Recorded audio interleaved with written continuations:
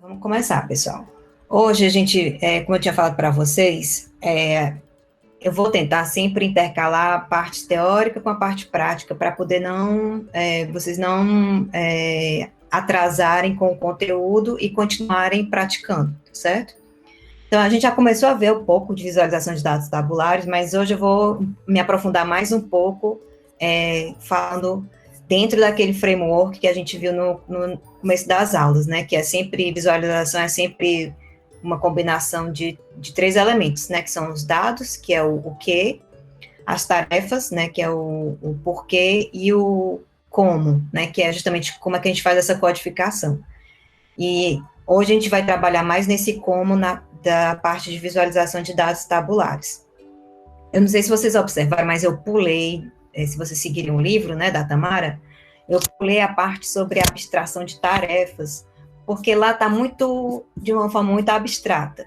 E aí eu vou sempre pincelando um pouco mais sobre essa questão das tarefas na medida que a gente estiver analisando essas codificações visuais. Aí eu entro mais em detalhes nisso, em vez de falar tarefas de um modo geral como um todo, eu falo específico para aquela codificação. Aí fica mais claro. Então, a agenda de hoje, bastante coisa, a gente vai ver vários tipos de gráficos para codificar dados tabulares, tá certo? E, dentre eles aqui, eu vou mostrar scatterplots, gráficos de bolha, revisitar, né, gráficos de barras, falar gráficos novos, né, o stream graph, mapas de calor um pouco, matriz de scatterplot, coordenadas paralelas. Vou fazer um apanhado geral aqui de todo tipo, quase todo tipo de gráfico que vocês podem usar com dados tabulares.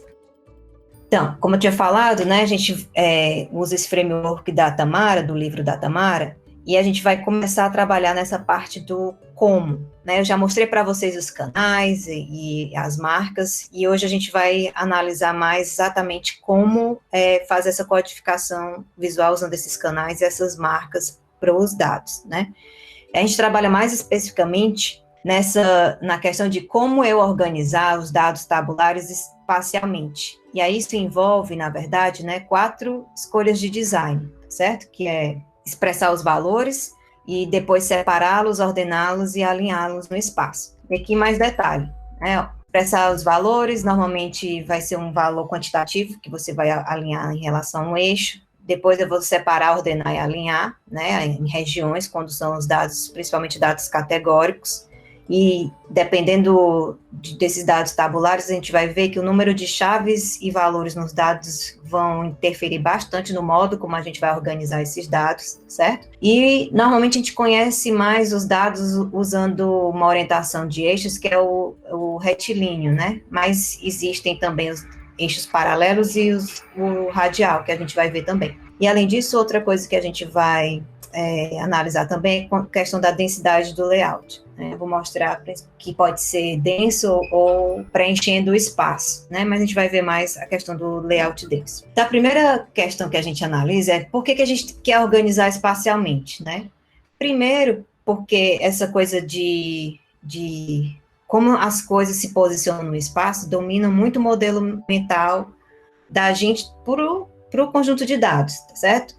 Não é à toa que a gente sempre fala assim, quando a pessoa está explicando alguma coisa que a gente não entende, a gente diz assim, não, peraí, desenhe para mim, para ver se eu entendo.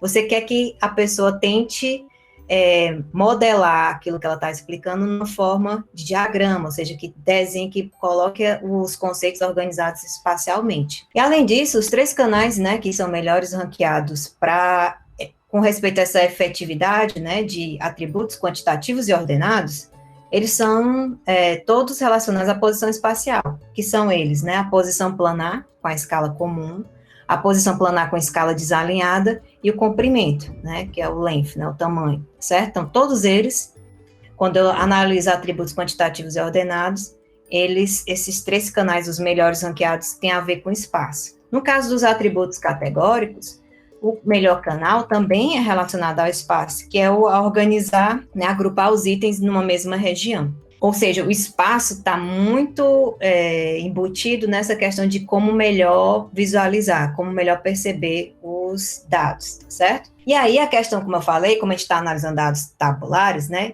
a distinção entre chave e valor é muito relevante para como eu faço essa codificação visual, certo? Só relembrando, né? A chave é um atributo independente, que pode ser usado como índice, né, para identificar os itens em uma tabela. Podem ser categóricos ou ordinais. E o valor é um atributo dependente, o valor de uma célula na tabela, que é aquela coisa, né, qual é o campo, né, o número ali no campo, que também pode ser categórico, ordinal ou quantitativo. Só voltando aqui, a chave aqui, ó, não pode ser quantitativo, certo? Ele só é categórico ou ordinal, quantitativo de modo geral, né? A gente vai ver alguns exemplos de dados que os elementos são valores quantitativos que eles não são considerados chaves. E já o valor não, pode ser qualquer coisa, praticamente, né? Quando eu estou analisando os valores, né, que eu posso olhar para cada valor específico, né, principalmente de um atributo categórico ou ordinal, eu chamo isso de níveis. Por exemplo, eu tenho tamanho de camisa, né, que é o PMG. Cada um desses valores eu posso chamar de nível. Então,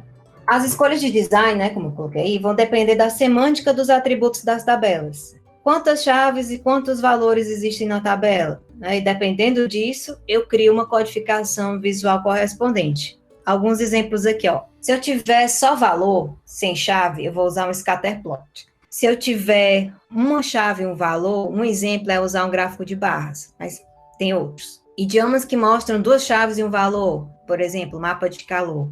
Se eu tiver muitas chaves e muitos valores, aí eu uso a matriz de scatterplot. Sempre, né, que a gente estiver usando esse conceito, né, de chave e valor, normalmente a gente vai usar a chave para definir a região no espaço, e o valor vai ser a coisa que vai ser mostrada, né? Qual atributo que vai ser mostrado, que vai ser codificado. A chave vai ser só para um índice, normalmente para posicionar aquele elemento, e o valor vai ser o que vai ser codificado em outro canal. Então, começando, né, a primeira escolha de design é expressar valores quantitativos, né, como eu já mostro aí, é escolher um valor, diretamente é mapear um valor em relação a um eixo. Outros atributos, né, que a gente pode mapear nessa mesma marcação, eles vão ocupar outros canais que não seja espacial, né, que é, por exemplo, cor, tamanho, certo? Ou forma, né, usando um glife aí, certo? Alguns exemplos, scatterplot e os gráficos de bolha. Vamos ver aqui o primeiro, né, o idioma scatterplot. Nesse caso aqui, ó, eu não tenho chave, certo? Eu só tenho os valores, que são usados como as coordenadas aí, né, no eixo X e no eixo Y. Quais são os dados que eu estou mostrando aí, né? Os dois atributos quantitativos, que são usados para as coordenadas. Que marca que eu estou usando? Ponto. Quais são os canais que eu estou usando? Não, cor eu não estou usando, tanto que está todo mundo preto. Posição. Os dois tipos, né? Posição horizontal e posição vertical. Aí aqui vem a primeira coisa de abstração de tarefas que eu não tinha falado ainda, né? Mas quais são as tarefas que eu posso fazer aqui? Quando eu vejo esse aglomerado de pontos aí, né? Eu posso achar tendências, né? Tipo, à medida que o quilate, né? Na direita, ou no eixo horizontal, o quilate, e no eixo vertical é o preço. Eu posso olhar aqui que à medida que o quilate vai aumentando, o preço vai aumentando também. Eu posso anotar os outliers, né? Por exemplo, esse ponto bem aqui, ele é um outlier, tá certo? E achar correlação, né, entre justamente essas duas variáveis, achar os clusters, né, os aglomerados. Então, aqui, sempre que eu quiser fazer esse tipo de tarefa, um scatterplot é uma boa opção para isso. E aqui também, a gente, quando analisa os idiomas, a gente vai olhar também para a escala. Quantos elementos eu posso mostrar de uma vez? Nesse caso aqui do scatterplot, eu posso mostrar centenas de itens. Nesse exemplo específico aqui, do lado esquerdo, né, eu estou mostrando, né, numa escala linear, é o gráfico de preço por quilates de diamantes, né, aqui no caso são diamantes. Aqui são os dados originais, certo? E aqui no lado direito é uma escala logarítmica, né, nos dois eixos, certo? Pelo quilate e o preço. Aí na escala logarítmica, aí você vê que é meio que quando ela fica linear, né, na escala logarítmica, significa que eles tinham um relacionamento aqui exponencial, certo? No gráfico original. Então, fica claro essa visão aqui no gráfico logarítmico. E outra coisa, vantagem do gráfico logarítmico aqui, é porque, como ele expande mais a região, se vocês notarem que isso aqui está muito aglomerado, é difícil de perceber esses elementos aqui que ficam no começo, eles ficam mais espalhados aqui no gráfico e eu consigo perceber melhor essa mudança de valores menores aqui, certo? Então, normalmente, pode usar um gráfico logarítmico para mostrar. Se vocês olharem, por exemplo, os gráficos, vou mostrar um gráfico mais lá na frente do COVID, que no número de casos está sendo sempre usado uma escala exponencial, justamente, ou uma escala logarítmica, justamente porque no mundo está muito desigual, né? Tem muito país que tem muito pouco caso e muitos países com muitos casos. Então, se eu mostrasse uma escala normal, linear, eu não ia ver nada dos que estão com poucos casos. Os que tinham muito ficariam dominando. Aí, nesse caso, a escala logarítmica é mais apropriada. Eu coloquei aqui no exemplo que eu mostrei os maiores, tem um link aqui embaixo que eu recomendo que vocês dêem uma olhada de como ler uma escala logarítmica. Uma postagem de um blog bem didático de como compreender, se alguém tiver alguma dúvida. E aqui, outra observação que eu quero fazer, vocês vejam que nesse caso aqui, existe uma linha de tendência aqui, tá certo? Então, quando normalmente se quer avaliar se existe uma correlação entre essas duas variáveis, normalmente se plota justamente essa linha de tendência de correlação, e aqui mostra que existe uma correlação linear, nesse gráfico, né? Nesse gráfico que está em escala logarítmica. Bem, então vamos para frente. O scatterplot eu posso aumentar, né, usando também outros canais, no caso o tamanho e a cor. E aí eu tenho um gráfico de bolha, né? Então, nesse caso aqui, que eu mostro um mapa dos países, né? A marca aqui também é um ponto, tá certo?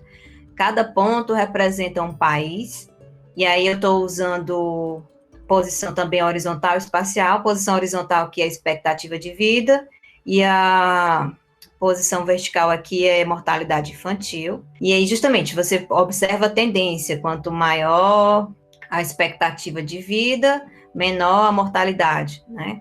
E aí, cores, eu estou mostrando região, tá certo? Qual a região do mundo, né? No caso, continente, subcontinente aqui, dos países, e o tamanho representa aqui, no caso, a população. E aí você pode observar mais informação, né, do que um scatterplot. Isso ali era questão de valores quantitativos, né? Quando a gente vai para as regiões categóricas, o que a gente quer é tentar mapear, né, esses atributos categóricos nesse framework de separar, ordenar e alinhar. Isso é um pouco mais complicado do que com dado quantitativo, porque a posição espacial, ela é um canal de magnitude ordenado, né? Vocês podem observar lá, eu posso ir da esquerda para a direita, existe uma ordem, um aumento, de cima para baixo, de baixo para cima também tem uma ordem, né? E os atributos categóricos, eles não possuem ordem, né? E a gente tem que ter o cuidado para não violar o princípio da expressividade. O princípio da expressividade eu não posso mostrar mais coisas do que o dado possui. Então, se eu colocar um dado categórico numa ordem, eu estou implicando para o usuário que existe uma ordem naqueles dados quando não existe. Aí eu estou violando o princípio da expressividade. Eu não posso mostrar mais do que o que existe no dado. É como se eu estivesse simulando, mentindo, né? Passando para o usuário uma mensagem que não existe, certo? Que é aquelas coisas que a gente faz com... A gente não, né? As pessoas que querem enrolar os outros, né? Às vezes é sem intenção, ok. Mas muda a escala, né? Ou corta o eixo o zero, bota uma barra que não começa no zero. Então, tudo isso aí está violando o princípio da expressividade. E com atributo categórico, a gente tem que ter mesmo cuidado. Então, o que a gente faz usa o espaço para separar os dados. Então, a gente, né, separa esse processo em 3 etapas, né? Primeiro, a separação, que aí eu uso atributo categórico para isso. Por exemplo, imagine lá eu criar um gráfico de barras.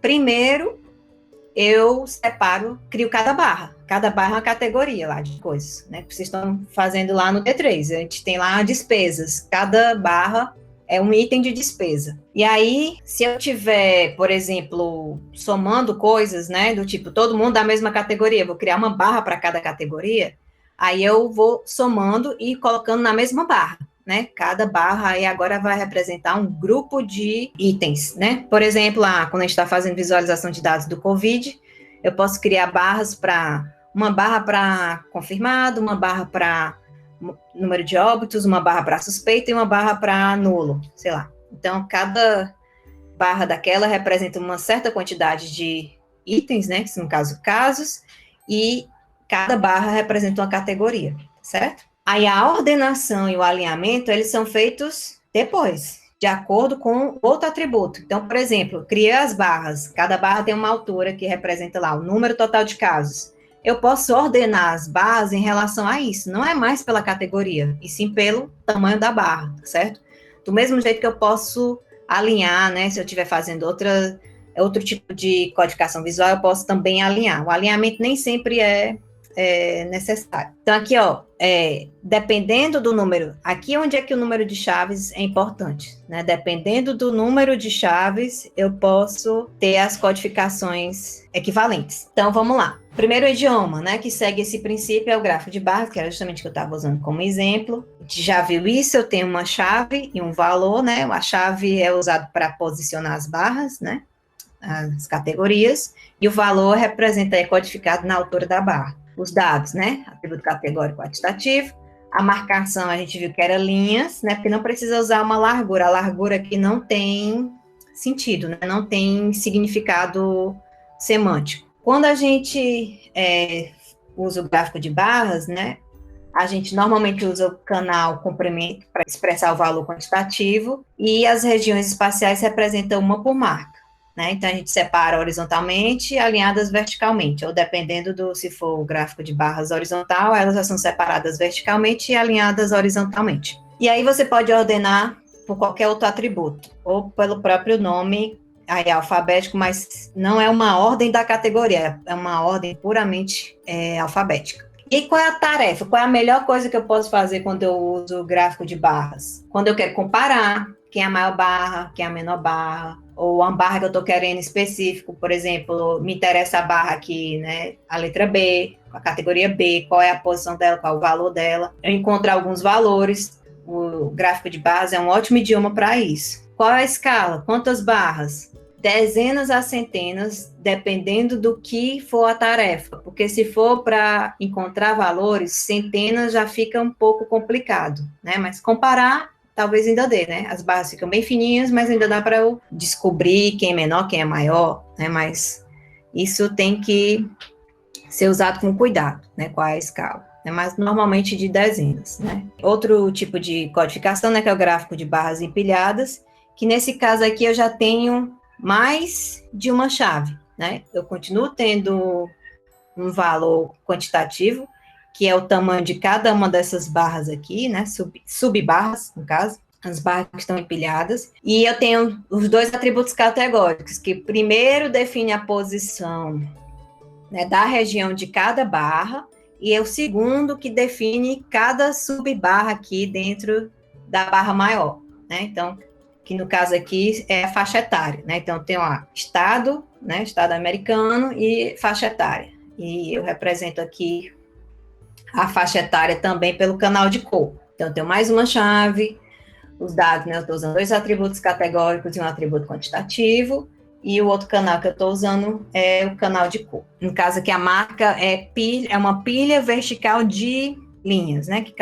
Agora, cada barrinha aí dessa é uma linha, e eu tenho uma linha maior que a composição dessas outras linhas. Então, vamos lá, canais, né? Que eu usei comprimento também, que é a barra, e usei cor, né? No caso aqui o matiz, são diferentes matizes para diferentes faixas etárias aí. Eu estou usando a região espacial, né? Uma por glife, uma por barra, que no caso é o estado. Aí eu tenho alinhadas o glife completo, né? Então eu consigo comparar exatamente com precisão as populações, né? Que são esses glifes que é a barra maior. Eu consigo dizer quem é maior população que o quê. E consigo comparar o componente mais baixo da barra, que é esse azulzinho claro aqui, né? Eu consigo comparar entre eles, porque está alinhado, né? Ó, veja, a escala está alinhada, é fácil. O que não está alinhado, né, que são os demais componentes, ainda dá para comparar, mas não é fácil. Eu ainda consigo olhar, o tamanho da população aqui de jovens da Califórnia é maior do que no Texas, né? Tipo, dá para fazer, mas assim, demora mais, eu tenho que medir mais ou menos, né? Certo? Mas ainda é possível. Então, para que serve isso aqui, né? Melhor tarefa. Primeiro, relacionamento parte todo, né? No caso de dados absolutos, aqui não é mais porcentagem, né? É dado absoluto. Eu tenho aqui a população realmente em milhões de habitantes, né? E o comparativo aqui, como lá o da Barra, ainda tem a mesma tarefa lá da Barra, do idioma de Barras, tá certo? Só que agora eu tenho mais uma que é o relacionamento parte todo. Qual é a escala disso aqui? Aqui eu tenho aqui dezenas de barras, né? Em torno de umas 50, são 50 estados, né? Lá nos Estados Unidos, em torno de 50 barras aqui.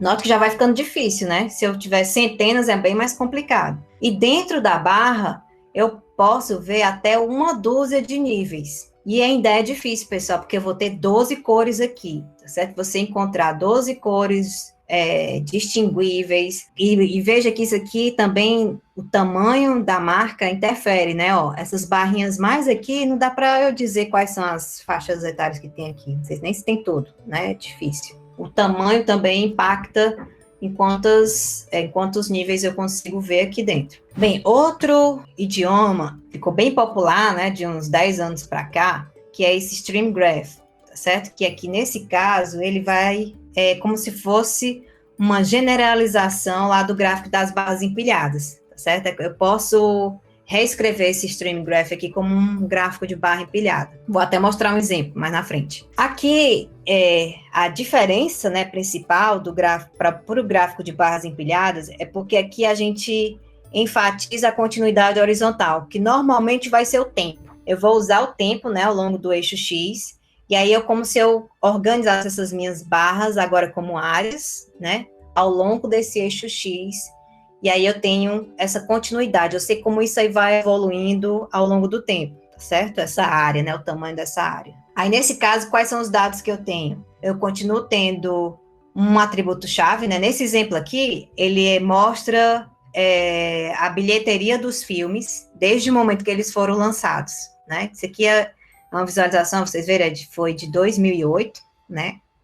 E ele fez aqui uma apanhada aqui desde 1960, eu acho. Essa visualização não está mais nem disponível porque ela usava flash, né? Já tem mais de 12 anos. Não está mais, pelo menos no meu computador, não funciona mais. Então, mas pelo que eu me lembro, ia até os anos 50, 60, né? E aí ele vem comparando como é que os blockbusters, né, eles se comportam em relação ao tempo, certo?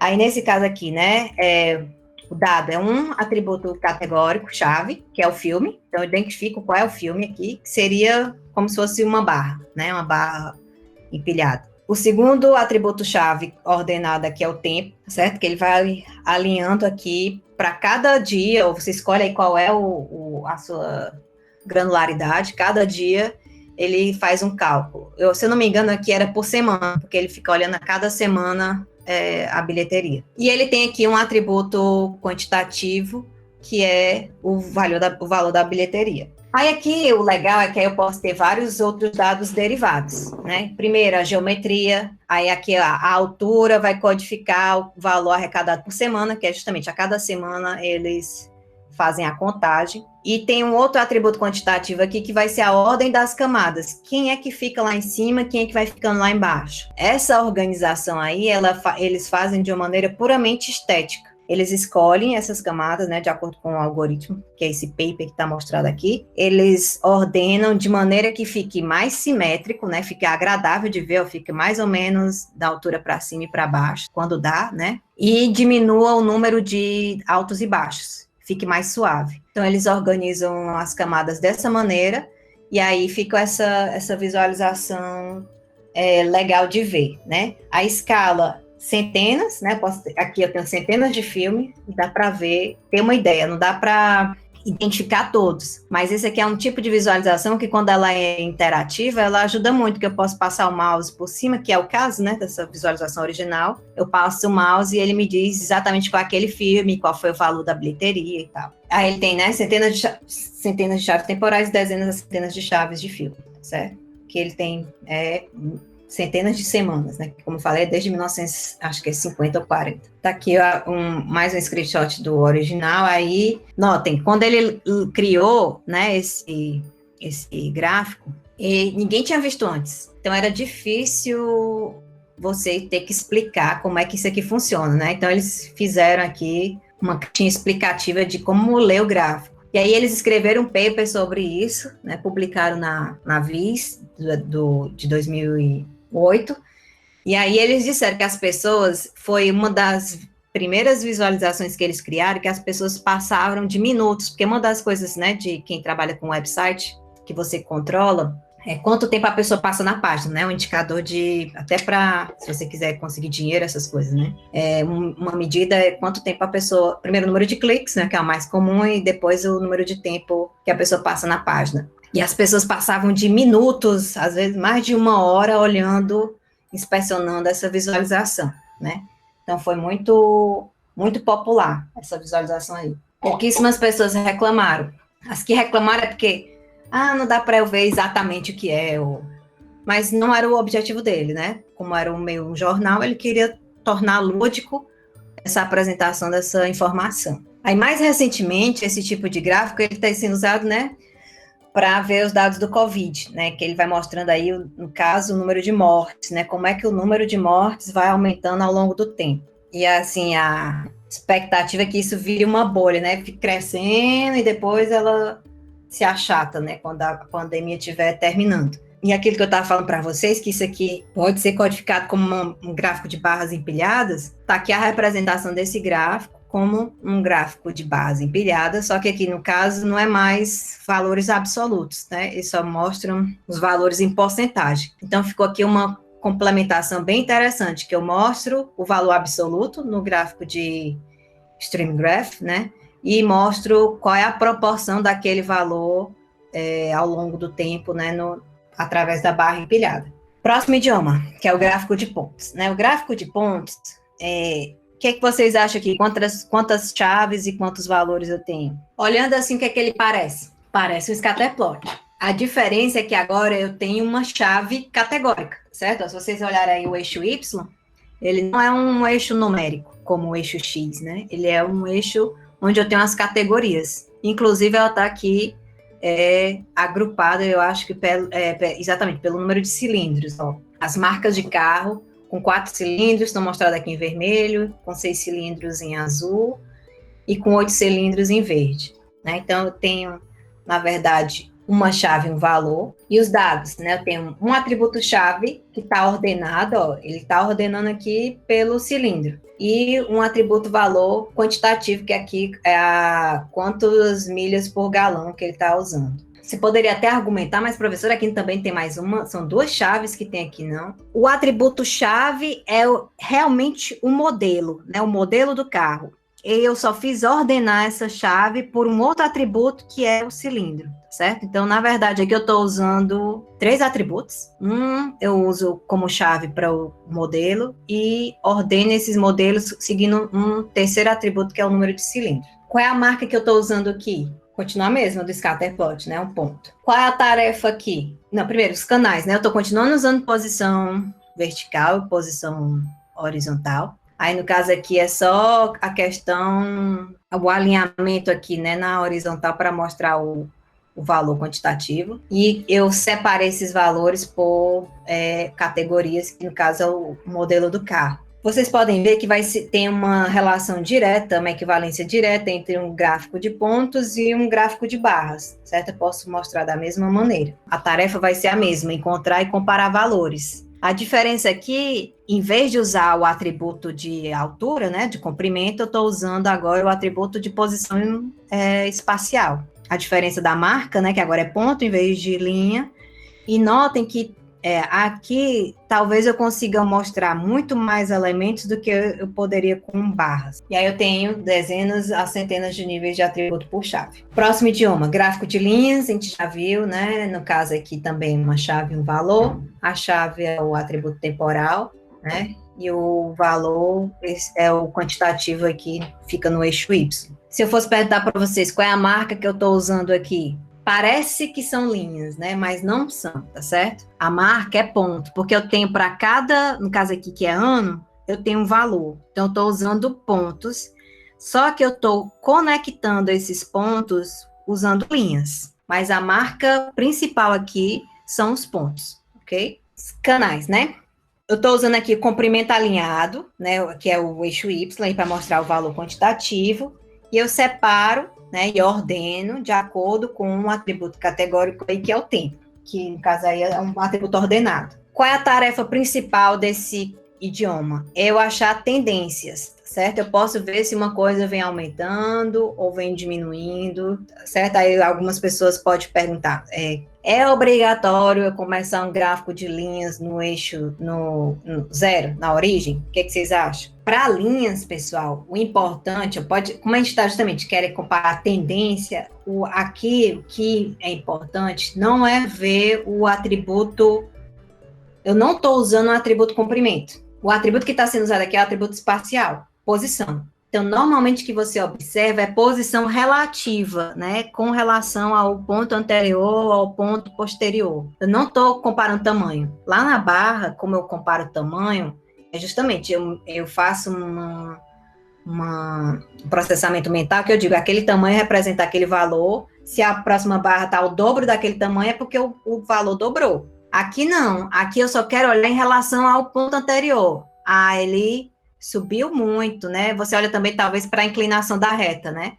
Subiu muito, ou subiu quase nada, ficou praticamente horizontal, né? Então, por exemplo, se eu fosse mostrar um gráfico de expectativa de vida para os países, no Brasil acho que já está 77, se eu não me engano, que também varia entre, né, homem ou mulher, mas vamos supor, seja 75 anos. A maioria dos países vai ser nesse valor aí, 75, mais para cima e mais para baixo, né?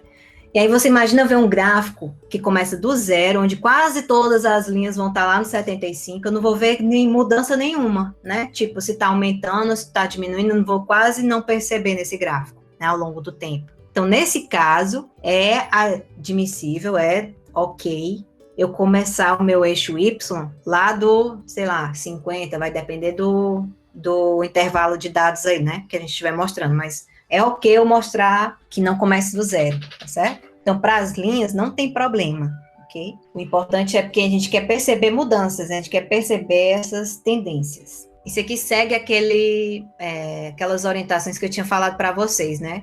Se eu tiver muitas linhas, fica complicado eu mostrar aqui uma cor para cada linha, né? Que aí eu estou usando um outro atributo, né? Um outro atributo categórico para identificar quem é aqui, no caso, essa série temporal, não é isso? Se você está mostrando alguma coisa de interesse que você quer chamar a atenção do leitor para aquele valor específico com relação aos outros. Aí você deixa os outros numa mesma cor, no caso um cinza, que não chama uma cor neutra, e o elemento que você quer chamar a atenção, você coloca numa cor mais viva, né? Uma cor destacada. Para visualização estática, que é o que eu estou mostrando aqui. Mas se for uma visualização interativa, aí você pode, à medida que passar o mouse em cima, destacar aquele que está por baixo do mouse. E aqui, do mesmo jeito, eu posso mostrar até centenas de níveis aqui, né?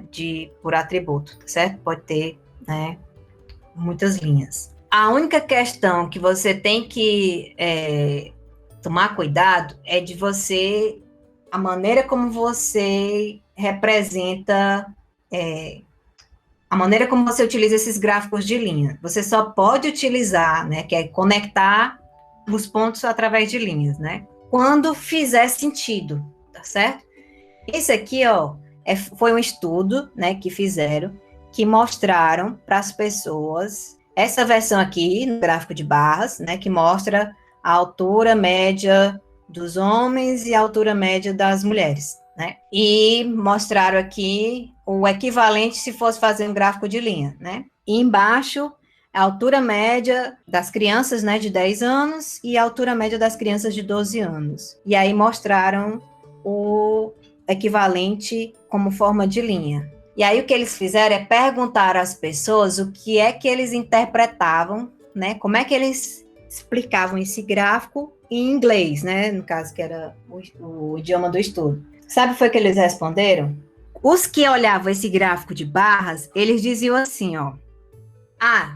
E na média, os homens são mais altos que as mulheres. Que deveria ser a informação correta. Quando eu mostrava aí é aquela coisa do princípio da expressividade, né? Quando eu mostrei conectado aqui por linha, eles disseram assim, olha, quanto mais masculina for a pessoa, mais alta ela é. O que é errado, não faz sentido. Aqui embaixo, ó, quando ele mostra essa informação aqui, né, de 10 anos e 12 anos, aí aqui talvez faça um pouco de sentido, porque tem a questão do tempo aqui embaixo. Aí ele está dizendo assim, ó, quanto mais velha for a criança, na medida que ela vai envelhecendo, ela vai ficando mais alta. O que pode fazer sentido ou não, porque dependendo a questão do tempo, normalmente as crianças vão crescendo, vão ficando mais velhas. Vai depender do tipo do atributo-chave. Se for categórico, eu uso barra. Se for ordenado, eu uso linha. Eu não uso gráfico de linha para atributo-chave categórico. No caso lá da idade, era um atributo ordenado. Então, faz sentido eu usar a linha aqui. Ainda vou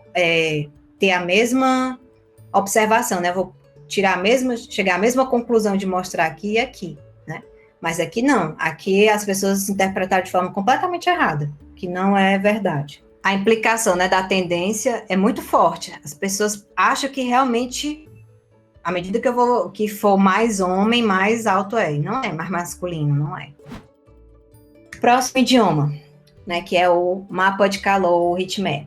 Os dados, né, ele pode ser 2 atributos categóricos, que é justamente aqui as linhas e as colunas. No caso aqui, as linhas são dias da semana e as colunas são as horas. E eu tenho um atributo quantitativo, sessões de usuário concorrentes, mas eu poderia ter também outro atributo. A marca, eu tenho a área, que é cada um desses quadradinhos. O processo que eu fiz foi separei e alinhei cada uma dessas marcas numa matriz bidimensional de acordo com as chaves, né, que é a hora e o dia da semana. Ou seja, eles estão indexados pelos 2 atributos categóricos. Os canais, eu estou usando cor, né, pelo atributo quantitativo. Nesse caso aqui, eu estou usando 9 níveis, né, 9 bins. E a tarefa é encontrar cluster, ó, tipo, aqui de 10 da manhã até mais ou menos 6 da tarde, né, nos dias da semana, existe um aumento aqui do número de sessões, né, sessões concorrentes, mais usuários acessando o sistema, né, aqui entre 10 da manhã e 6 da noite. No fim de semana, muito mais tranquilo, né? De madrugada também, quase não tem usuários. Aí pode olhar aqui alguns outliers, ó, tipo, no começo da manhã, né, da madrugada da segunda-feira, parece ser um outlier aqui com relação aos demais dias da semana, né? Parece que o pessoal emenda aqui o uso do sistema na madrugada de domingo aqui. A escala, né? Até 1 milhão de itens, mais ou menos, em centenas de níveis categóricos, centenas de níveis de linhas e centenas de colunas, tá certo? E no caso dos atributos quantitativos, até aproximadamente 10 níveis. Isso aqui, pessoal, é um número que vai depender também do tamanho dessa marca. Porque se for uma marca muito pequena, talvez ela fique indistinguível, por exemplo, desses 2 tons de azul aqui, ou esse tom de amarelo com esse quase verde aqui, quando for uma marca muito pequena, eu não consigo perceber. Então, cuidado também. Então, esse é o heatmap. Próximo idioma. Eu tenho uma matriz de scatterplot, né? Como o nome já diz, cada célula da minha matriz vai ser um scatterplot completo. Aí, normalmente, você faz isso aqui quando eu quero comparar várias variáveis, né, entre si, certo? Aí fica, cada linha vai representar aqui uma variável e cada coluna uma variável também. Como essa matriz ela é simétrica, é suficiente eu mostrar apenas uma das metades, certo? No caso aqui, a porção inferior. Aí vocês observam que ela vai conter todas as combinações, né, de pares de atributos. Então, tem aqui, ó, 1, 2, 3, 4, 5, 6, 7, 8, 9 atributos. E aí eu tenho aqui as combinações de cada um desses pares. A chave vai ser um atributo derivado simples, né, que é o mesmo para linhas e colunas, que é a categoria, que é a variável que eu estou utilizando. E aí, como eu já falei, né, ela é simétrica, eu estou mostrando só um triângulo, né? E qual é a tarefa principal para usar um idioma como esse, né? Encontrar correlações, ó, por exemplo, eu consigo identificar quais são as variáveis que são mais, né, correlacionadas aqui, umas que não têm tanta correlação, né? Então é uma maneira rápida de você encontrar quais são as variáveis que estão mais bem correlacionadas. E achar também os outliers, que são as mesmas, possuem também as mesmas tarefas lá do scatterplot, certo? Dentro de uma célula dessa. A escala, né, por essa visualização que eu estou mostrando, né, aproximadamente uma dúzia, né, seria 12 células, certo? 12 linhas e 12 colunas, né? E dentro do scatterplot, em torno de centenas de itens, né? Porque normalmente você não consegue identificar individualmente os elementos, é só realmente uma tendência. Engraçado que ele deveria ser muito usado em machine learning, quando você quer saber quais os atributos, né, que são as features quais que estão correlacionadas, que às vezes você quer eliminar, né? Essa aqui é uma boa maneira, né, de visualizar como elas se comparam entre todas. Continuando, né? Quando a gente vai fazer a codificação visual, uma das coisas que a gente observa é como a gente vai orientar organizar os elementos de acordo com a orientação do eixo espacial. Até agora, normalmente, tudo que a gente viu usa o eixo retilíneo, né, que é como se fosse o cartesiano, eixo cartesiano, a gente separa eixo horizontal e eixo vertical.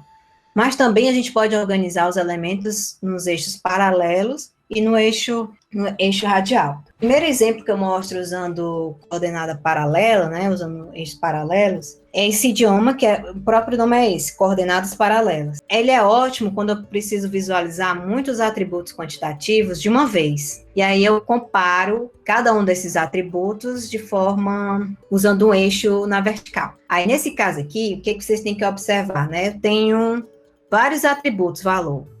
Aqui é a minha tabela, ó, meu dado tabular é esse. Cada linha é um aluno e ele tem as notas, né? Cada aluno tem suas notas em matemática, física, dança e teatro aqui. Quando eu vou mostrar, eu quero comparar, tentar observar como é que esses atributos são relacionados, né? Do tipo, tem alguma disciplina, quanto mais alta a pessoa tira nota naquela disciplina, também vai tirar na outra, algo desse tipo, né? Aí eu mapeio isso em coordenadas paralelas. Aí, nesse caso, cada aluno vira uma linha, ó, uma linha no gráfico. E aí, para cada linha, eu vou mapear justamente, eu posiciono, né, na matemática, quanto ele tirou em matemática, que esse vermelho aqui, né, 85.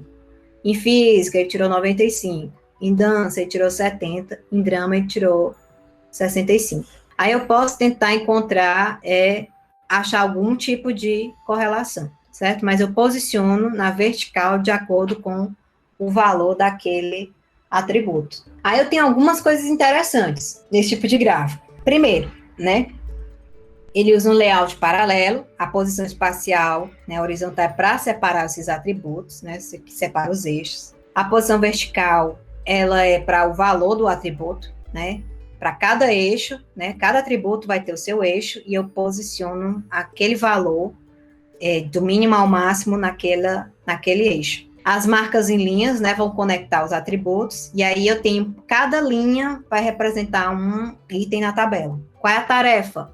Encontrar tendência, outliers, extremos, correlação, principalmente de atributos. A escala aqui, né, de dezenas de atributos, e eu sempre posso usar eixos, visualização interativa para melhorar a visualização, e aí eu posso ter mais de centenas de linhas, né? Vou mostrar aqui um exemplo, que é esse caso aqui, ó. Aqui ele está visualizando aquele mesmo dataset dos carros, né? Onde eu tenho aqui vários atributos, né? Quão econômicos eles são, que é aqui a milhas por galão, qual a cilindrada, qual é a autonomia, qual é a potência, né? O peso, quanto tempo faz, né, de 0 a 60 milhas por hora em segundos e qual é o ano do modelo do carro. Aí vocês estão vendo aqui que fica meio difícil de ver, né, principalmente se eu quiser identificar algum desses modelos, né. Mas numa visualização interativa eu posso, por exemplo, passando o mouse por cima de uma linha, ele fazer o highlight só daquela linha, né, deixar os outros escondidos e o highlight desse daqui, né, específico. E aí eu posso ver como é que quais são os atributos dele, né, ao longo da linha dele. Para eu ver se existe alguma correlação entre os atributos, se vocês verem essa visualização específica lá no link, ele deixa eu reordenar aqui o eixo Y, certo? Os atributos. Aí eu posso vir, por exemplo, eu quero ver se existe alguma relação entre cilindro, cilindrada e potência, né? Eu trago o cilindro mais para perto da potência, aí eu vejo se existe uma correlação. O que a gente tem que ficar atento aqui é o que significa correlação, né? quando eu estou usando uma matriz, né, de scatterplot ou o próprio scatterplot, o que significa uma correlação positiva, né? Se vocês observarem os gráficos. E a linha está crescendo, né? Tipo, ela vem da esquerda para a direita aumentando, ou seja, quanto mais aumenta a variável do lado direito, mais aumenta a variável do lado esquerdo. Isso é uma correlação positiva. Se a linha tivesse ao contrário, né, vindo daqui para cá, ó, assim, na diagonal para baixo, né? Aí era uma correlação negativa. Quanto mais aumenta o eixo X, mais eu diminuo o preço aqui, no caso. Então, uma correlação positiva num gráfico de scatterplot é uma diagonal de baixo para cima. Uma correlação negativa é uma diagonal de cima para baixo. O que é não correlacionado? É o gráfico não ter não tem essa diagonal, né? Ele está todo espalhado pelo gráfico. Num gráfico de coordenadas paralelas, por exemplo, nesse caso aqui, ó, o A e o B, vocês acham que eles são correlacionados positivo ou negativamente? É praticamente positivo, que é quase que o mesmo valor, né? O mesmo valor aqui implica no mesmo valor aqui. Nesse caso aqui, não precisaria ser aqui a linha totalmente na vertical ou na horizontal se o gráfico tivesse, né, transposto aqui, tá certo? Mas uma correlação positiva são linhas paralelas. A correlação negativa não é que eles ficam paralelos, não, tá certo? Eles se cruzam. Nesse caso aqui, ó, todo mundo que está aumentando aqui está baixando no outro. Então, eles se cruzam mais ou menos aqui no ponto, ó. Então, nesse caso aqui, é uma correlação negativa. Todos os segmentos se cruzam no meio. E os não correlacionados é tipo isso aqui. Todo espalhado, você não percebe esses segmentos paralelos, nem esses segmentos se cruzando no meio. Fica todos espalhados. Pronto, ali era usando um eixo paralelo. Agora vamos ver usando um eixo radial, certo? Aí eu obtenho um gráfico de barras radiais, que é esse caso aqui, ó. Um gráfico estrela, que é esse daqui. No caso do gráfico de barras radiais, eles vão se encontrar no eixo central, que é esse caso aqui, né? Tem um eixo central, em formato de anel, nessa marcação. E eles usam a marcação de linha. O gráfico estrela, não, ele apenas se cruza aqui no centro. O tamanho da barra é mostrado, certo? Mais explícito que com o tamanho da linha. Aqui não, aqui ele pode ter outras marcações mostradas aqui. Eles são equivalentes a um gráfico de barra. Se eu pudesse cortar aqui no ponto e esticar, né, deixar na horizontal, eles seriam equivalentes a esse aqui. No caso do gráfico de barras, os eixos são retilíneos, né, e eles são alinhados verticalmente. Aqui não, eles se encontram, são radiais, se encontram no ponto central, certo? Essa é a diferença. Eu pergunto para vocês, o que é mais preciso, por exemplo, com relação à acurácia? Eu analisar usando o eixo gráfico de barras normal, ou um estrela, ou um gráfico de barras radial? Normal mesmo, né? E é verdade, pessoal, à medida que eu vou desalinhando, lembra que aqui está alinhado, que é um dos canais mais bem ranqueados, né? É posição numa escala alinhada. Então, aqui está alinhado, aqui já não está mais alinhado. É bem mais complicado de eu dizer precisamente quais são esses valores. É menos acurado do que o da posição retilínea. Aí vocês perguntam, e quando é que eu uso um? Quando é que eu. Então, por que isso aqui é sugerido? Não era nem para existir, né? Você deve perguntar. Se é pior do que esse, por que eu vou usar esse? Você percebe que esse aqui eu posso. Dependendo do tamanho dele, ele pode ser mais compacto do que esse.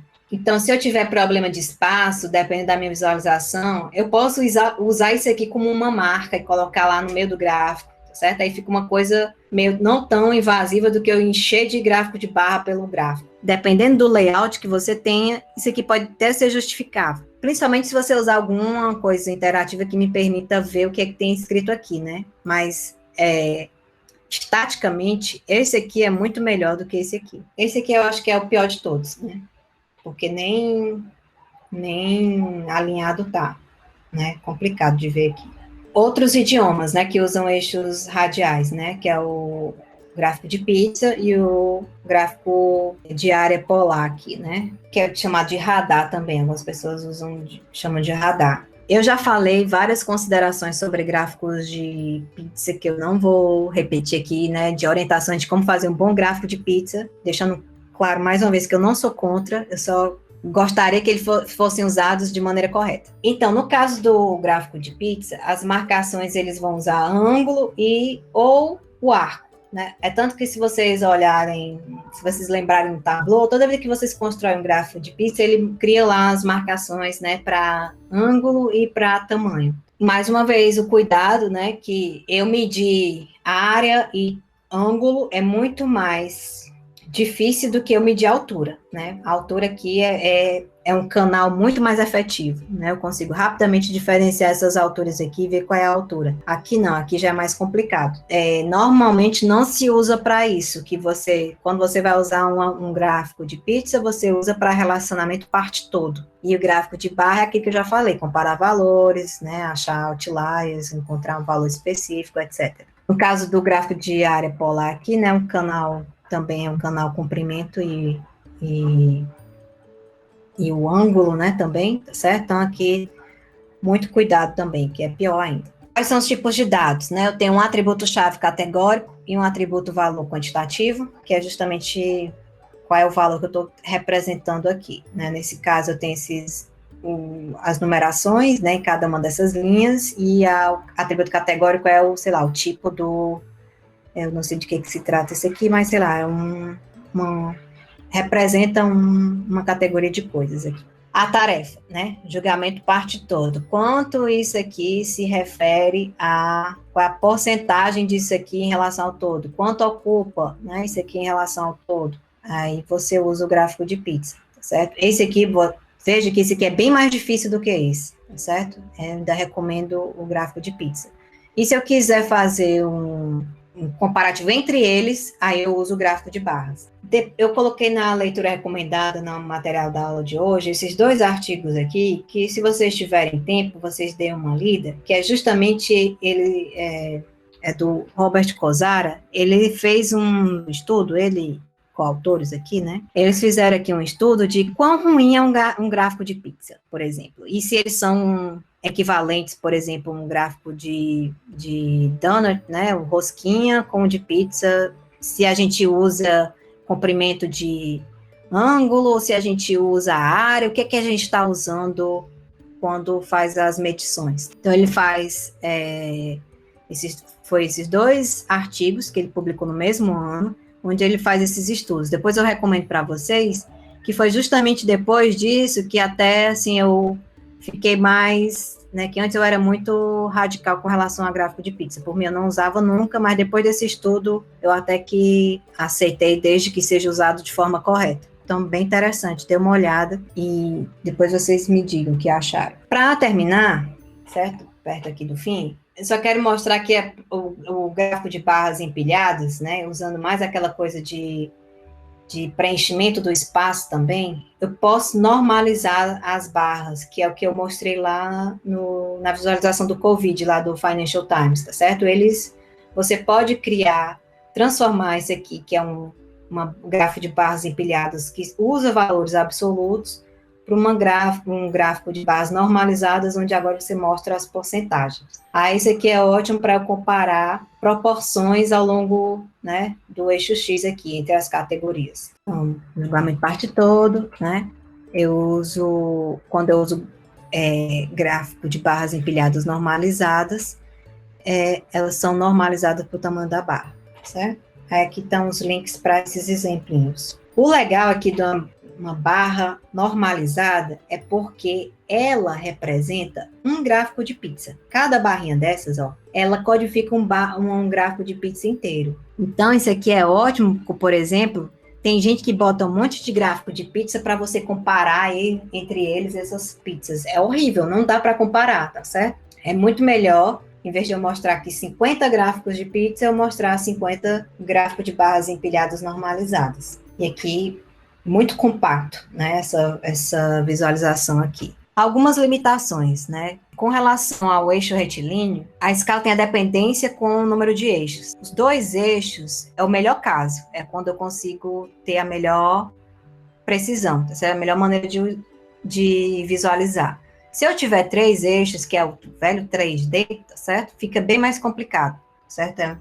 Não dá para já tem oclusão, tem vários aqueles problemas. E se for mais de 4, é impossível visualizar, né, num plano, né, que é o que a gente está usando. Existe também um outro estudo, né, que tentou comparar eixos retilíneos com eixos radiais. E é um pouco meio óbvio, né, mas vocês vão lendo o artigo, vocês vão perceber que para o ser humano é muito mais preciso um eixo retilíneo do que um eixo radial, certo? Aqui as pessoas cometiam mais erros quando a informação era mostrada de um gráfico radial do que com um gráfico retilíneo. O paralelo, né, por exemplo, talvez, eu esqueci de perguntar a vocês, mas talvez na aula de hoje, para muitos ali foi a primeira vez que viu um gráfico de coordenadas paralelas, né, então, normalmente não é familiar para as pessoas e requer um certo tempo de treinamento, né, à medida que você vai vendo com frequência, né, você vai interagindo, você vai ficando cada vez mais familiar e você se acostuma com aquele gráfico. Já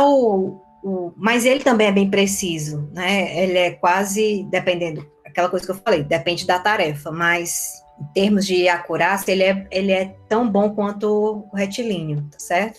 O problema do radial é por causa dos limites perceptivos, não conseguimos perceber muitas mudanças de ângulo, né? Principalmente, por exemplo, sei lá, entre 20 graus e 25 graus é muito mais complicado para a gente perceber essa mudança do que entre 1 milímetro ou 2 de altura, né? Por exemplo. Certo? Então, tem que ter cuidado quando usar gráficos radiais. Quanto à densidade, né, eu mostrei alguns exemplos de gráficos que vão preenchendo o espaço, né, no caso do gráfico de barras empilhadas, né, a matriz de Scatterplot, né, que é a tendência de sair preenchendo, subdividindo o espaço. Uma outra maneira de você controlar essa visualização é usando a densidade do layout, certo? Aqui tem um exemplo das visualizações que ele condensa, tá certo? Muitos elementos, eu não consigo perceber individualmente, né, os elementos, mas eu consigo perceber os clusters, né,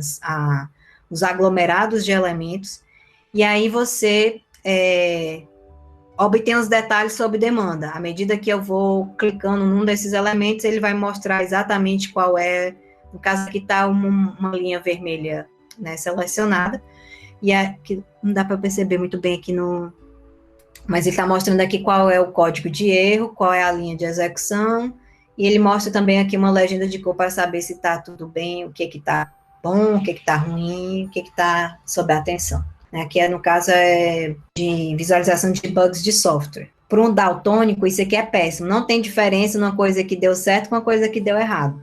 Né? Verde, vermelho, não tem, para a maioria dos daltônicos, não dá para perceber. Não, mas as pessoas já estão acostumadas com essas cores aqui. Verde é ok, vermelho ruim.